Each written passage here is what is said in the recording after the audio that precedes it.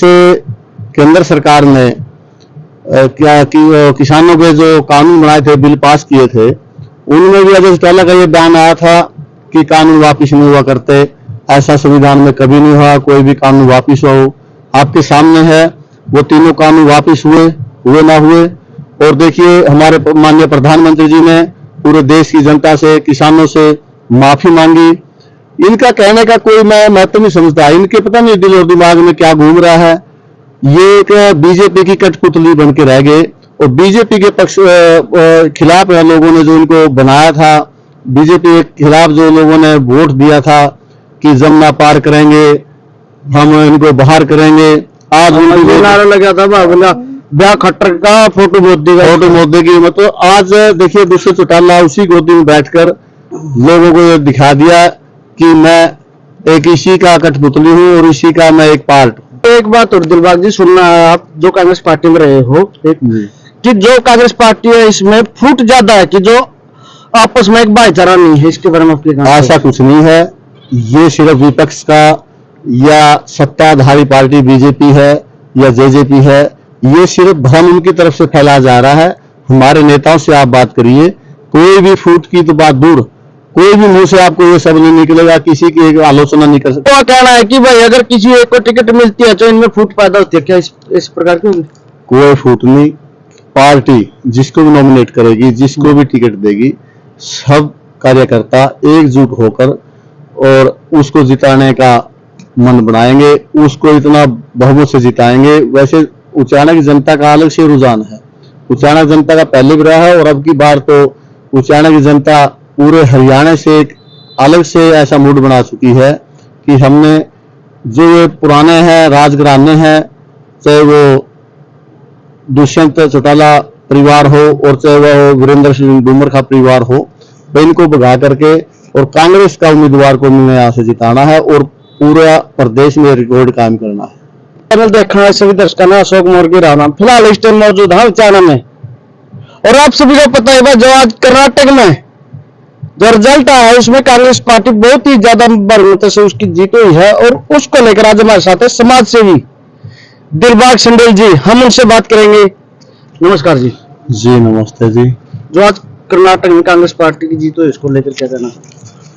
कर्नाटक प्रदेश में कांग्रेस पार्टी की जीत होने पर सभी प्रदेश और देशवासियों को और सभी आपके दर्शकों को बहुत बहुत शुभकामनाएं और बधाई देते हैं और ये कहेंगे कि कर्नाटक की जनता ने साबित कर दिया कि तानाशाही सरकार के खिलाफ प्रजातांत्रिक सरकार को लाने का जिन्होंने ये रिजल्ट दिया है, ये दिखा दिया कि इस तानाशाही सरकार के खिलाफ आज एक कर्नाटक की जनता ने जो फैसला दिया है, आने वाले समय में ये पूरे देश की जनता है इस सरकार के खिलाफ, भारतीय जनता पार्टी के खिलाफ फैसला देगी।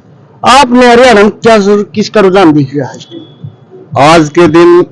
हमारे कहने से नहीं, पूरे हरियाणा की जनता की तरफ से मैं कहूंगा कांग्रेस की लहर चली है और एक एक जन जन के और एक एक बच्चा बच्चा के जुबान गई है कि आगे हमने कांग्रेस सरकार लानी है और भूपेंद्र हुड्डा को सीएम बनाना है। क्योंकि एक चर्चा और चल रही है जी, क्योंकि उचाना हल्का में जो दिलबाग संडेल थे पहले बीजेपी पार्टी में थे और आपने कांग्रेस पार्टी में आए, इसका क्या रीजन रहा है? रीजन रहा जैसे आपको अभी बताया कि सरकार की जो पॉलिसियां थी, बीजेपी पार्टी की जो पॉलिसीज थी और वो प्रजातंत्र के हक में नहीं थी, आम जनता के हक में नहीं थी। ये जो बीजेपी सरकार है ये सिर्फ दबाने का काम करती है और तानाशाही का काम करती है। प्रजातंत्र में ऐसा नहीं होना चाहिए। प्रजातंत्र में अपनी आवाज कोई उठाए और अपने हक कोई मांगे, ये नहीं कि जैसे कल हमारे सामने यहाँ हमारे इलाके के डिप्टी सीएम आए हुए थे और दुष्यंत चौटाला जी, उन्होंने अपनी मांगे रखने के लिए हमारे गुहांड की गांव पास के गांव छात्र की महिलाओं ने अपनी आवाज उठाई, वो ज्ञापन देने के लिए उनके पास पहुंचे। उससे पहले उनके आदेश पर, उनके ऑर्डर पर सभी महिलाओं को डिटेन करके और वो 5 घंटे तक थाने में रखा। मैं सरकार की और दोनों पार्टियों की और डिप्टी सीएम दुष्यंत चौटाला की मैं कड़े शब्दों में निंदा करता हूं। ऐसा कभी भी फैसला न करें और ऐसा ऑर्डर कभी ना करें। ये ऐसा ऑर्डर करेंगे तो जनता की आवाज दबाएंगे, जनता की तरफ से उनको मुंह की खानी पड़ेगी। जो दिल्ली जंतर मंतर पर खिलाड़ी बैठे उनके बारे में आप क्या कहना चाहोगे? दिल्ली जंतर मंतर पर जैसे हमारे खिलाड़ी साथी बैठे हैं, मैं ये कहना चाहूंगा कि ये देश की शान है, और जब कोई भी हमारा खिलाड़ी इंटरनेशनल मेडल लेकर आता है उस टाइम तो हमारे देश के जितने भी नेता हैं, खासकर बीजेपी की अभी ऊपर भी नीचे भी दोनों स्टेट में भी और सेंटर में भी गवर्नमेंट है, उस टाइम तो ये कहेंगे कि हमारे देश की ये शान है, ये हमारे देश का गर्व है।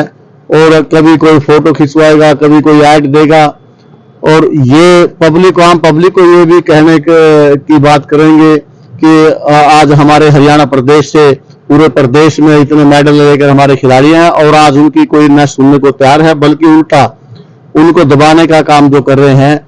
मैं उसमें भी इस लोगों से ये कहूंगा कि अपने खिलाड़ी साथियों का साथ देकर अपने खिलाड़ी साथियों को के साथ कंधा से कंधा मिलाकर चलें, और इस तानाशाह सरकार के जो ब्रिजभूषण जी है उनके खिलाफ सरकार कार्रवाई करे, उनको जल्दी से जल्दी गिरफ्तार करे। ये मैं जनता से कहूंगा, आप हमारे साथियों का, पहलवान साथियों का साथ दें।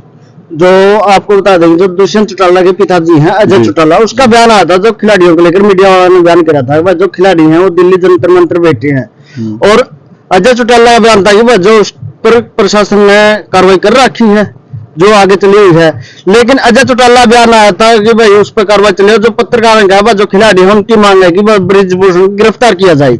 लेकिन अजय चौटाला क्या बात, तड़के खिलाड़ी तो उस तीनों को होंगे फांसी चढ़ा, क्या उसको फांसी चढ़ाना चाहिए? इसके बारे में आप क्या कहते हैं? ऐसा है, देखिए मैं ये कहूंगा, इनका जो बयानबाजी है कोई महत्व नहीं रखता, क्योंकि पिछले जैसे केंद्र सरकार ने क्या कि किसानों के जो कानून बनाए थे, बिल पास किए थे, उनमें भी अजय चौटाला का ये बयान आया था कि कानून वापिस नहीं हुआ करते, ऐसा संविधान में कभी नहीं हुआ कोई भी कानून वापिस हो। आपके सामने है वो तीनों कानून वापिस हुए ना हुए। और देखिए हमारे माननीय प्रधानमंत्री जी ने पूरे देश की जनता से, किसानों से माफी मांगी। इनका कहने का कोई मैं महत्व नहीं समझता, इनके पता नहीं दिल और दिमाग में क्या घूम रहा है।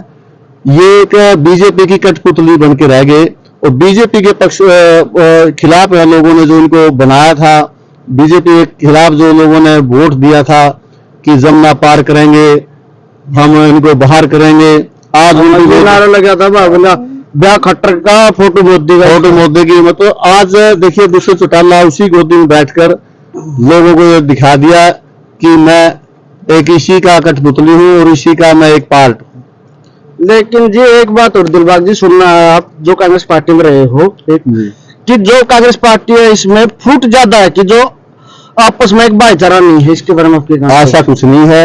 ये सिर्फ विपक्ष का या सत्ताधारी पार्टी बीजेपी है या जेजेपी है, ये सिर्फ भ्रम उनकी तरफ से फैलाया जा रहा है। हमारे नेताओं से आप बात करिए, कोई भी फूट की तो बात दूर, कोई भी मुंह से आपको ये शब्द नहीं निकलेगा, किसी की एक आलोचना नहीं करेंगे। तो मैं ये कहूंगा, और जो छोटी मोटी तकरार है वो तो आप किसी घर में देख ले, अपने घर में 5 मेंबर हो 10 मेंबर हो, उनमें छोटी मोटी तो आपस में कोई खास बात नहीं। आज के दिन हमारा संगठन कांग्रेस पार्टी एक मजबूत पार्टी है, मजबूत संगठन है और पूरा मेलजोल है। एक बात कहना चाहूंगा जी, आप चैनल में आते हो, चैनल कैसे भी, क्योंकि इसमें कांग्रेस पार्टी में कई नाम आ रहे हैं और हम नहीं आ रहे। इसमें आपको बता दें कि जो कहा गया है, जैसे आपका नाम आ गया दिलबाग संडीला, वीरेंद्र गोगड़िया, बलराम कटवाल, और भी बहुत सारे कईयों के नाम आ रहे हैं। लेकिन लोगों का कहना है कि भाई अगर किसी एक को टिकट मिलती है तो इनमें फूट पैदा होती है, क्या इस प्रकार की? कोई फूट नहीं।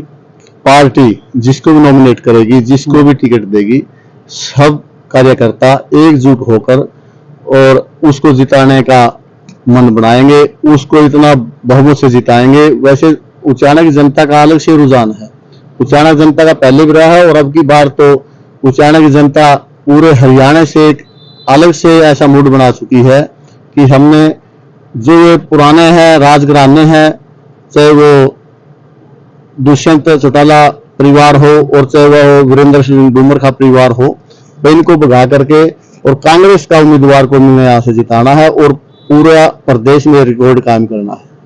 क्योंकि यहाँ पर जो बहुत ज्यादा चर्चा आ रही है, क्योंकि जो वीरेंद्र सिंह का बहुत ज्यादा परिवार है, क्यों यहाँ पर उसके भी वोट बैंक बताया जा रहा है। जिस प्रदूषण चौटाला है, ये भी ग्रामीण परिवार से आते हैं।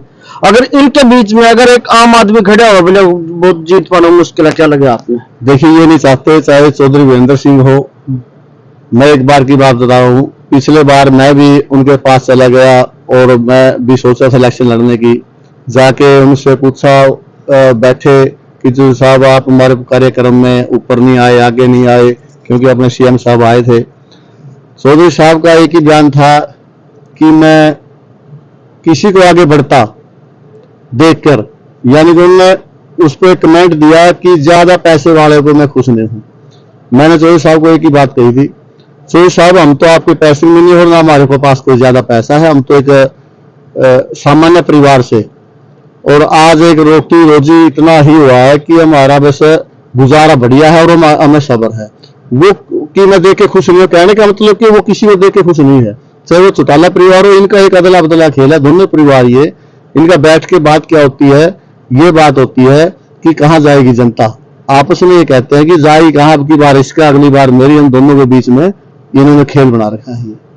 अच्छा जी, आप लास्ट में जनता को क्या संदेश देना चाहते? जनता को सबसे पहले तो कर्नाटक में कांग्रेस सरकार बनने पर, कांग्रेस की पार्टी की जीत होने पर सबको बधाई देता हूं, और जनता से कहूंगा, इन दोनों घरानों से और बीजेपी और जेजेपी पार्टी से छुटकारा पाने के लिए किसी अपने बीच में जो अपने आवाज उठाए, जो अपने आम आदमी की हक दिलवाए, उसको साथ दें, उसको आगे बढ़ाएं। यही मेरा संदेश है।